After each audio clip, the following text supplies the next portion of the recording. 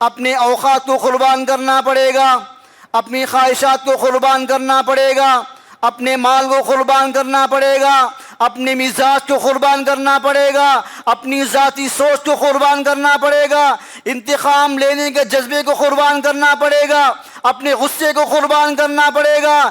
ہر چیز کو قربان کرنے کے بعد کوئی بھی مسلمان اللہ رب العالمین کا سچا بندہ بنتا ہے، پیارا بندہ بنتا ہے، دین کا مخلص داعی بنتا ہے، دین کا سچا خادم بنتا ہے۔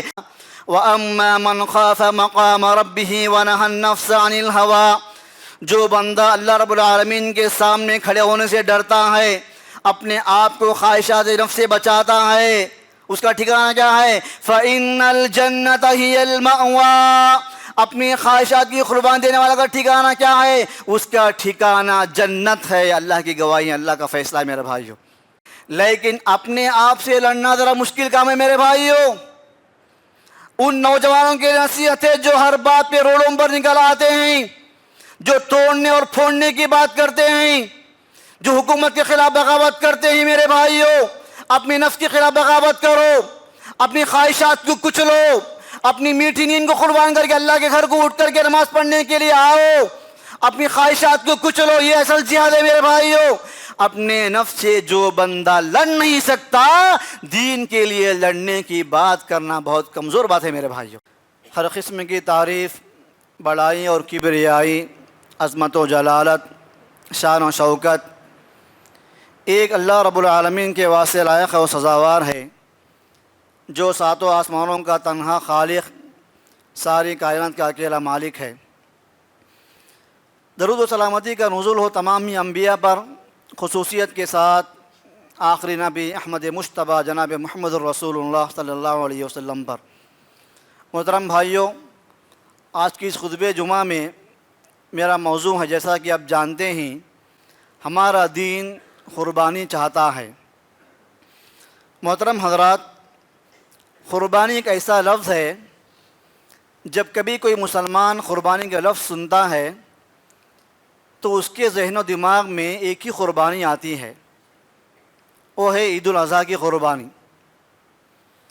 وہ عید الاضحیٰ کی قربانی سالانہ قربانی ہے، سال میں ایک بار کرنے والا عمل ہے، لیکن اگر حقیقت میں دیکھا جائے ایک مسلمان کی پوری زندگی قربانی ہے۔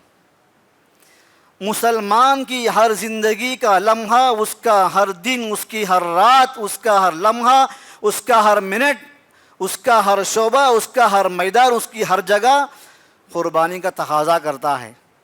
محترم بھائیوں، دنیا میں مسلمان اس لیے نہیں آیا کہ وہ انجوائے کرے، وہ منمانی کرے، وہ اپنے نفس کی غلامی کرے، وہ خواہشات کی پیروی کرے، وہ انسان جو چاہے کرے، نہیں، بلکہ اللہ تبارک و تعالیٰ نے دنیا کے اندر مسلمانوں کو اس لیے پیدا کیا تاکہ مسلمان دین کے حوالے سے دین کے کسی بھی میدان میں قربانی دینے والا بنے۔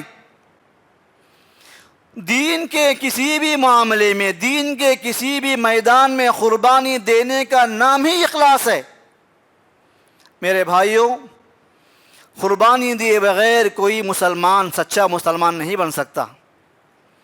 اپنی زندگی کو قربان کرنے والا مسلمان ہی سچا مسلمان ہے۔ ایک اللہ کو راضی کرنے کے لیے اپنی نیند کو قربان کرنا پڑے گا، اپنے اوقات کو قربان کرنا پڑے گا، اپنی خواہشات کو قربان کرنا پڑے گا، اپنے مال کو قربان کرنا پڑے گا، اپنے مزاج کو قربان کرنا پڑے گا، اپنی ذاتی سوچ کو قربان کرنا پڑے گا، انتقام لینے کے جذبے کو قربان کرنا پڑے گا، اپنے غصے کو قربان کرنا پڑے گا۔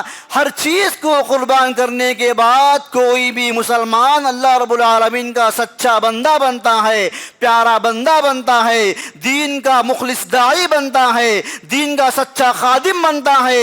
ایک اللہ کو راضی کرنے کے لیے اس کے راستے میں کئی رکاوٹیں آئیں گی، ان تمام رکاوٹوں کو برداشت کرتے ہوئے، ان پر صبر کرتے ہوئے اگر بندہ قربانی دیتا ہے تو اس بندے کو اللہ تبارک و تعالیٰ نیک کام کرنے میں ایسا مزہ عطا فرماتا ہے، ایسی لذت دیتا ہے کہ جو لوگ گناہ کر کے لذت محسوس کرتے ہیں، ایک نیک مسلمان بندہ گناہ سے بچ کے لذت محسوس کرتا ہے۔ میرے بھائیوں، قربانی کس کو بولتے ہیں؟ انجوائے کرنا الگ ہے، قربانی دینا اس کا اپوزٹ ہے۔ ہم دنیا میں اس لیے نہیں آئے کہ منمانی کریں۔ منمانی کرنے والا دنیا کے اندر مسلمان نہیں ہو سکتا، اپنی نفس کی بات ماننے والا سچا پکا بندہ نہیں ہو سکتا، خواہشات کی غلامی کرنے والا اللہ کا نیک بندہ نہیں ہو سکتا۔ یہ دنیا داروں کا کام ہے، یہ دنیا والوں کا کام ہے۔ جب ان کو کوئی کام اچھا لگتا ہے دل لگا کے کرتے ہیں، کام اچھا نہ لگے تو کام چور بن جاتے ہیں۔ میرے بھائیوں، یہ مسلمان نہیں ہو سکتا۔ میرے بھائیوں، مسلمان وہ ہے جو ہر جگہ اس کو ہر عمل میں چند چیزیں آڑی آئیں گی۔ اس کا نفس آڑا آئے گا، اس کی خواہش آڑی آئے گی، اس کے باپ اور ماں کی محبت آڑے آئے گی، خاندان قبیلے کی محبت آڑا آئے گی، اس کو نیند کی محبت غالب آئے گی، اس کو آرام کرنا پسند ہوگا۔ یہ تمام چیزوں کو نیگلیکٹ کرتے ہوئے بندہ اپنی تمام تر خواہشات کو کچلتے ہوئے دین کے راستے میں جو بندہ آگے بڑھتا ہے، ساری دنیا سے پردہ پوش ہو کر کے دنیا والوں کی باتوں کو کیئر کیے بغیر جو بندہ آگے بڑھتا ہے وہ بندہ مسلمان ہے، وہ بندہ قربانی دینے والا ہے۔ محترم بھائیوں، ہم دیکھتے ہیں یہ خواہشات کا دور ہے، یہ گناہوں کا دور ہے۔ ایک زمانے میں گناہ تھا، اس زمانے میں گناہ فیشن بن گیا ہے۔ جب گناہ فیشن بن جاتا ہے تو قربان دینے کا جذبہ اور ہم کو بڑھانے کی ضرورت ہے۔ جب گناہ فیشن بن جاتا ہے آپ کو ڈبل قربانی دینا پڑے گا۔ آپ صلی اللہ علیہ وسلم نے فرمایا صحابہ کرام سے، ان من ورائکم ایام الصبر، میرے صحابہ کرام، میرے صحابہ، تمہارے بعد آنے والوں کے زمانے میں ایک ایسا زمانہ آنے والا ہے، صبر کا زمانہ آنے والا ہے۔ اس زمانے میں، اس دور میں جو کوئی بندہ عمل کرے گا اس کو 50 لوگوں کے عمل کے برابر ثواب ملے گا۔ صحابہ نے سوال کیا، جن بندوں کو اس وقت اجر ملے گا 50 لوگ کون ہوں گے؟ وہ کیا ہم میں سے 50 کا اجر ملے گا یا اس دور کے 50 کا اجر ملے گا؟ اللہ نے کہا نہیں، میرے صحابہ تم لوگوں میں سے 50 لوگوں کا اجر ان کو ملے گا۔ اس زمانے میں عمل کرنا ایسا ہے دین پر جیسے ہتھیلی میں آگ کا انگارہ رکھنا ہے۔ اللہ اکبر۔ ایسے زمانے میں جو بندہ اپنی خواہشات کو کنٹرول کرتا ہے، جو بندہ خواہشات کو کچلتا ہے، خواہشات کی قربانی دے کر رب العالمین کو راضی کرنے کی فکر کرتا ہے، اسلام سے سچی محبت کرتا ہے، قرآن کا سچا پیغمبر بنتا ہے، دین پر عمل کرنے والا بنتا ہے، ایسے بندے کو 50 صحابہ کے عمل کا اجر ملے گا، کیونکہ زمانہ خواہشات کا زمانہ ہے۔ میرے بھائیوں، ایسا زمانہ ہے، قرآن نے کہا وَأَمَّا مَنْ خَافَ مَقَامَ رَبِّهِ وَنَهَى النَّفْسَ عَنِ الْهَوَىٰ، جو بندہ اللہ رب العالمین کے سامنے کھڑے ہونے سے ڈرتا ہے، اپنے آپ کو خواہشات نفس سے بچاتا ہے، اس کا ٹھکانہ کیا ہے؟ فَإِنَّ الْجَنَّةَ هِيَ الْمَأْوَىٰ، اپنی خواہشات کی قربان دینے والا کا ٹھکانہ کیا ہے؟ اس کا ٹھکانہ جنت ہے۔ اللہ کی گواہی، اللہ کا فیصلہ ہے۔ میرے بھائیوں، اس لیے بہت مشہور بات ہے، ہمیں جاننا چاہیے، المجاہد من جاہد بنفسہ، حقیقی مجاہد وہ ہے جو اپنے نفس سے جہاد کرے۔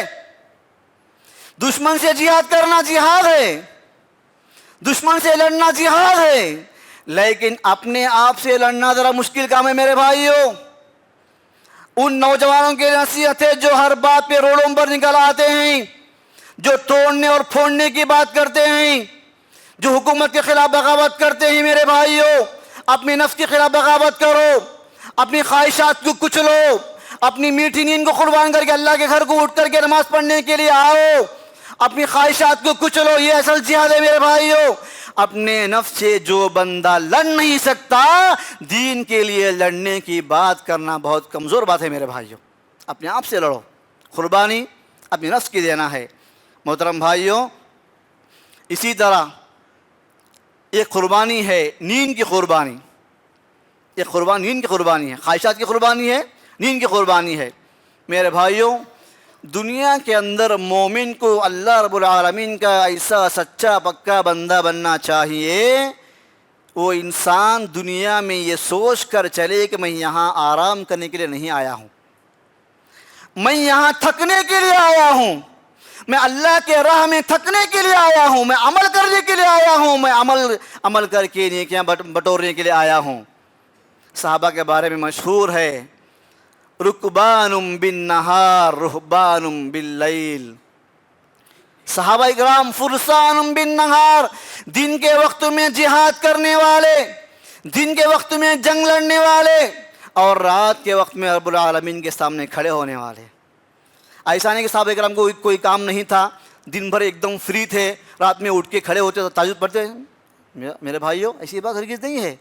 صحابہ اکرام اللہ کے نبی کی دن کی ساری مشغولیات اور مصروفیات کے باوجود بھی رات میں ان کا اٹھ کے کھڑے ہونا, اس بات کی دلیل ہے ان کے پاس رب العالمین کے سامنے کھڑے ہونا نیند سے زیادہ پیارا کام ہے. اللہ کے آگے کھڑے ہو کر کے نیند قربان کر کے اللہ رب العالمین سے دعائیں کرنا, تہجد کا اہتمام کرنا سونے سے زیادہ اہم کام ہے میرے بھائیوں. سونا اہم ہے لیکن سونے سے زیادہ اہم نماز ہے. اس لیے صبح کے وقت مؤذن آواز لگاتا ہے, الصلاۃ خیر من النوم, نماز نیند سے بہتر ہے, نماز نیند سے پیاری ہے. میرے بھائیوں, قربانی نیند کی دینا پڑے گا. بہت سے لوگ ایسے ہوتے ہیں جو ظہر عصر مغرب عشاء پڑھتے ہیں, فجر میں وہ سمجھتے ہیں کہ نہ پڑھے تو بھی چلے گا کیونکہ مجھے نیند گہری ہے, میں زیادہ تھکتا ہوں. میرے بھائیوں, جو بندہ کسی عمل سے عاجز آ جائے, جو بندہ اپنے طور پہ یہ بات طے کر لیتا ہے کہ میرے لیے عمل مشکل ہے, اللہ تبارک و تعالیٰ اس کو سزا دے گا کہ اللہ اس کے لیے وہ کام مشکل بنا دے گا. خود سے ہم طے نہیں کریں گے یہ کام مشکل ہے, ہم یہ بولیں گے اللہ نے ہمارے لیے اس کو آسان بنایا ہے, ہم اس کو عمل کریں گے, ہم کوشش کریں گے. ہو سکتا ہے کبھی آپ نماز چھوڑ دیں, ایسا ہو سکتا ہے کہ آپ طے نہیں کر سکتے میرے بھائیوں. اس کے بعد ایک اور قربانی ہے, مال کی قربانی. مال کی قربانی کے بارے میں صحابہ کی سیرت اتنی زیادہ بھری پڑی ہے, چھوٹے سا چھوٹا عالم بھی 5-6 گھنٹے آرام سے بول سکتا ہے. صحابہ کرام نے زندگی کے اندر جو بھی مال کمایا, ان کی نیت یہ تھی کہ اس مال سے دین کو بھلا ہو, دین کو فائدہ ہو, دین کی ترقی میں میرا مال لگے. یہ ان کی کیفیت تھی. ہماری کیفیت کیا ہے میرے بھائیوں؟ اپنا کیپٹل بڑھاتے جاؤ, اپنا سرمایہ بڑھاتے جاؤ, مال کماتے جاؤ, مال جماتے جاؤ. اللہ کے راہ میں خرچ مت کرو, نہ کھاؤ نہ کھلاؤ, ایسے ہی مر جاؤ. پھر آپ کی اولاد آئے گی, پھر وہ جمع کرے گی, پھر وہ جمع کرے گی. آخر میں ایک اور بچہ ایسا نکلتا ہے جو آپ کی کمائی ہوئی پوری دولت کو چند سالوں کے اندر ستیاناش کر دیتا ہے. مرنے والا کیا لے کر گیا؟ مرنے والا اجر سے محروم ہو کر کے گیا, ثواب سے محروم ہو کر کے گیا, اور اللہ رب العالمین کی رضامندی سے محروم ہو کر کے گیا. مال کی قربانی میرے بھائیو, صحابہ کرام ایسی غریبی کا زمانہ, غربت کا زمانہ, تنگی کا زمانہ, اللہ اکبر, کھانے کے لیے کھانا نہیں, دانے کے لیے ترسنا پڑتا تھا. ایک ایک وقت کا کھانا ان کو سوچنا پڑتا, ہم کو یہ کھانا کہاں سے ملے گا. بعض صحابہ ایسے جمع ہوئے مسجد نبوی کے باہر, صفہ کے نام سے ان کو یاد کیا جاتا ہے. وہ چبوترے پر بیٹھے رہتے, کوئی صدقے کا مال آتا اللہ کے نبی کے پاس, پھر ان صحابہ کو کھانے کے لیے کھانا ملتا تھا. کوئی گارنٹی نہیں کہ ہم ظہر میں کھا چکے, شام میں کیا کھائیں گے, آج کھائے تو کل کیا کھائیں گے میرے بھائیوں. ایک مرتبہ کا واقعہ ہے, صحیح مسلم کی روایت ہے کہ آپ صلی اللہ علیہ وسلم کے پاس ایک مہمان آئے, ان کو کھانے کی ضرورت تھی. آپ صلی اللہ علیہ وسلم نے اپنی بیویوں کے گھروں کو بول کر بھیجا کہ کھانا ہو تو کچھ لاؤ. آپ صلی اللہ علیہ وسلم کی تمام بیویوں کا ایک ہی جواب تھا, ہمارے پاس پانی کے علاوہ کچھ نہیں ہے. ساری دنیا کے انبیاء کا سردار, سارے لوگوں میں سب سے اللہ تعالیٰ کا نیک بندہ, دنیا کا نمبر 1 انسان, دنیا کا پہلا جنتی انسان, اپنی ساری بیویوں کے گھروں کو کھگالنے کے بعد رپورٹ آتی ہے گھروں میں پانی کے علاوہ کچھ نہیں ہے. ما عندنا الا الماء. اللہ کے نبی نے سوال کیا, من یضیف ھذا من یضم ھذا, میرے اس مہمان کو کون لے کر کے جائیں گے, کون کھلائیں گے پلائیں گے, مہمان نوازی کون کریں گے اس مہمان کی.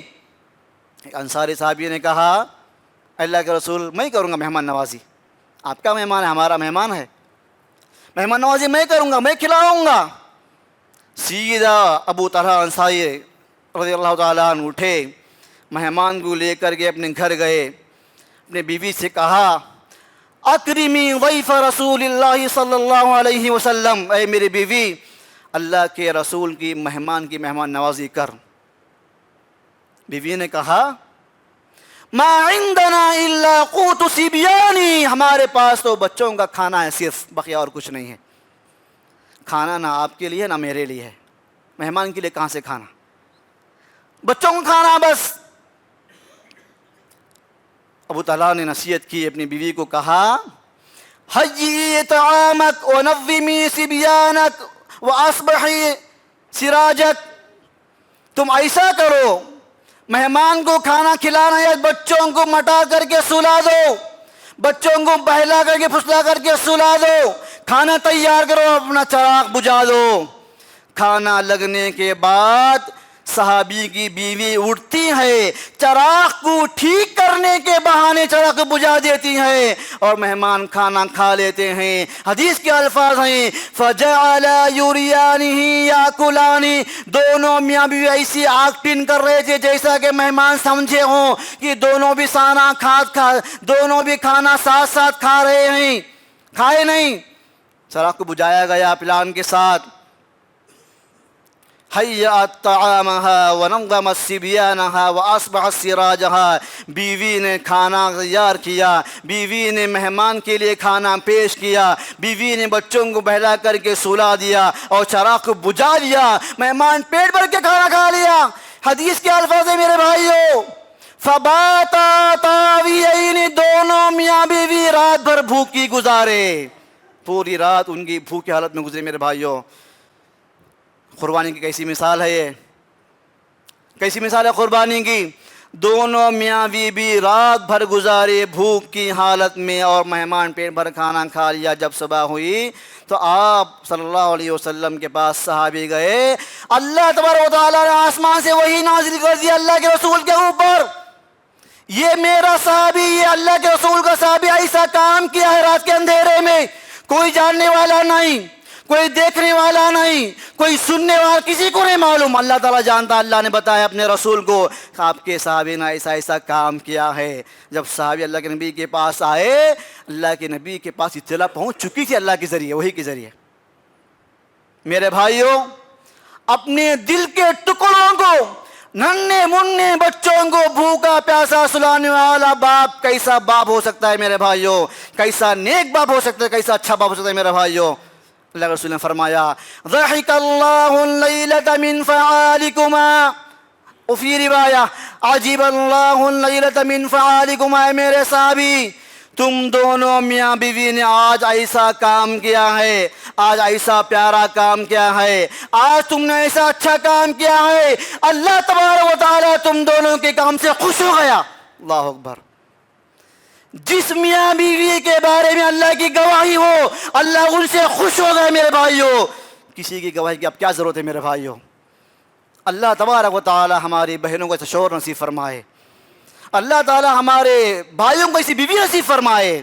اللہ اکبر، کیا انداز ہے، کیا انداز ہے، کیا انداز نرالا ہے میرے بھائیوں، کیا جذبہ ہے قربانی کا، کیا اکرام و تکریم ہے مہمان رسول کی، کیا جذبہ ہے قربانی دینے کا، کیا جذبہ ہے خود بھوکا رہے اوروں کو کھلائیں۔ اللہ نے آیت کریمہ میں فرمایا آسمان دنیا آسمان سے وَيُؤْثِرُونَ عَلَىٰ أَنفُسِهِمْ وَلَوْ كَانَ بِهِمْ خَصَاصَةٌ، یہ صحابہ ایسے ہوتے ہیں جو اپنے آپ پر دوسروں کو ترجیح دیتے ہیں، خود تنگی میں ہیں، خود پریشانیوں میں ہیں، اپنی ضرورتوں کو بازو میں رکھے اوروں کا خیال کرتے ہیں۔ اللہ نے آیت میں فرمائی قیامت تک جو بھی مسلمان آیت کو پڑھے گا میرے بھائیوں، قرآن پڑھو، اس کا ترجمہ، اس کی تفسیر پڑھو، آپ کو سمجھ میں آئے گا کہ یہ آیت کریمہ نازل ہوئی یہ ابو طلحہ انصاری اور ان کی بیوی کے بارے میں۔ اللہ اکبر، یہ ہے مال کی قربانی میرے بھائیوں۔ اسی طرح ایک اور قربانی ہے بدلہ لینے کا جذبے کو قربان کرنا، بہت بڑی بات ہے، جذبہ انتقام کی قربانی۔ کسی نے آپ کے ساتھ کچھ برا کیا، آپ کا جذبہ ہر دن پروان چڑھ رہا ہے، آپ کا جذبہ ہر دن ترقی کر رہا ہے، بدلہ لینا۔ اس بدلے لینے کے جذبے کو قربان کرنا میرے بھائیوں شیطان کو ہرانے کا دوسرا نام ہے، شیطان کو رسوا کرنے کا دوسرا نام ہے میرے بھائیوں۔ ابو بکر صدیق رضی اللہ تعالیٰ عنہ کی بیٹی حضرت عائشہ رضی اللہ عنہ کون نہیں جانتے؟ حضرت عائشہ کے اوپر زنا کا الزام لگا، الزام لگانے والے منافقین تھے۔ منافقوں کی باتوں میں 3 پکے سچے مسلمان یعنی صحابہ بھی آ گئے ان کی باتوں میں۔ پروپیگنڈا اتنا خطرناک تھا، فتنہ اتنا بڑا تھا، اتنا زور تھا فتنے کا کہ 3 سچے صحابہ بھی اس کے ساتھ بھی آ گئے۔ واقعہ لمبا چوڑا ہے۔ اللہ تبارک و تعالیٰ نے آیت نازل فرمائی آسمان سے کہ الزام جو لگا عائشہ پر وہ جھوٹا الزام ہے۔ عائشہ عفیفہ ہے، عائشہ پاک دامن ہے، عائشہ نیک سیرت ہے، غلطی عائشہ سے نہیں ہوئی ہے۔ ابو بکر صدیق رضی اللہ تعالیٰ عنہ وہ 3 صحابہ میں سے ایک صحابی کا خرچ برداشت کرتے تھے ماہانہ، ان کو کچھ وظیفہ دیتے تھے، وظیفہ ان کو دیتے تھے۔ ابو بکر صدیق نے قسم کھا لی کہ آئندہ سے میں ان کو جو مال دیتا تھا وہ مال آئندہ سے میں نہیں دوں گا، کیونکہ انہوں نے میری بیٹی پر الزام لگانے والوں کا ساتھ دیا ہے۔ قسم کھا لی، فطری بات ہے، ایک عام بات ہے۔ اللہ تعالیٰ نے آج فرمایا قرآن مجید کے اندر وَلَا يَأْتَلِ أُولُو الْفَضْلِ مِنْكُمْ وَالسَّعَةِ، فضل والوں کو ایسا نہیں کرنا چاہیے، تم جیسے نیک لوگ ایسا قسم نہیں کھانا چاہیے۔ آپ صلی اللہ علیہ وسلم نے ابو صدیق کو بلایا اور کہا، اللہ نے یہ آیت فرمائی قرآن کے اندر، اللہ آپ سے سوال کر رہا ہے اَلَا تُحِبُّونَ أَن يَغْفِرَ اللَّهُ لَكُمْ، اے ابو بکر کیا تم کو پسند نہیں کہ اللہ تم کو معاف کر دے؟ صدیق ہیں وہ، صدیق نے کہا مجھے پسند ہے کہ اللہ مجھے معاف کر دے، اللہ کے نبی گواہ رہنا، میں نے ان کو معاف کر دیا اور دوبارہ ان کی پینشن جاری کر دی اور کفارہ ادا کیا، قسم کھا۔ بدلہ لینا کی بڑی بات نہیں ہے، انتقام لینا کوئی پہلوان کا کام نہیں ہے، انتقام لینا ایک فطری بات ہے، لیکن قربانی کا مطلب کیا ہے میرے بھائیوں؟ اپنے جذبے انتقام کو ہم کو قربان کرنا پڑے گا میرے بھائیوں۔ اسی طرح ایک مرتبہ ابو بکر صدیق اور عمر بن خطاب کے درمیان کچھ انبن ہو گئی، چھوٹا سا اختلاف ہو گیا۔ اختلاف کی وجہ سے کیا ہوا، عمر بن خطاب رضی اللہ تعالیٰ عنہ محفل سے اٹھ کر چلے گئے۔ ابو بکر صدیق کو پچھتاوا ہوا، افسوس ہوا کہ مجھ سے غلطی ہوئی۔ عمر بن خطاب سے معافی مانگنے کے لیے پیچھے پیچھے گئے ابو بکر صدیق، یہاں تک کہ عمر بن خطاب اپنے گھر تک پہنچے، گھر تک گئے اور عمر بن خطاب گھر کے اندر جا کر کے گھر کے دروازے کو بند کر دیا۔ ابو صدیق آئے معافی مانگنے کے لیے، واپس آئے، اپنا واقعہ بیان کیا، اللہ کے نبی کے سامنے شیئر کیا، اللہ کے رسول ایسا ایسا معاملہ پیش آیا، غلطی میری تھی، میں گیا معافی مانگنے کے لیے، لیکن اب عمر بن خطاب نے مجھے معاف کرنے سے انکار کر دیا ہے۔ آپ صلی اللہ علیہ وسلم آئے، آپ نے عمر بن خطاب کو بلایا اور آپ نے فرمایا، اے عمر تم کس کو معاف نہیں کرنے کی بات کر رہے ہو؟